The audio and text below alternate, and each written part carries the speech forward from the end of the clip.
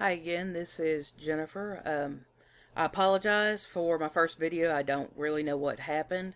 On the YouTube recording, it was only 2 seconds, so apparently my camera got turned off and I just did not realize it. But again, I'm going to discuss cellular respiration and photosynthesis. I'm not much of an artist, but I did draw out a diagram of it. Just show here.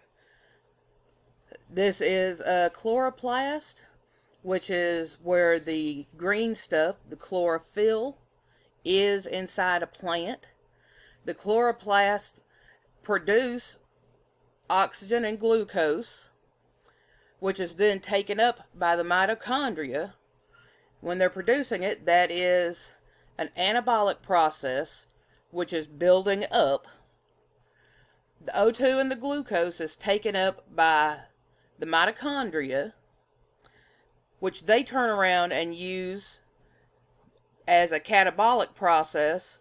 They use it to make carbon dioxide and water. That in turn is taken up again by the chloroplasts. The chloroplasts use the carbon dioxide and the water in addition to sunlight to help make more oxygen and glucose. And it just continues around and around and around. The chloroplasts can't make the oxygen and glucose without the carbon dioxide and water and the sunlight.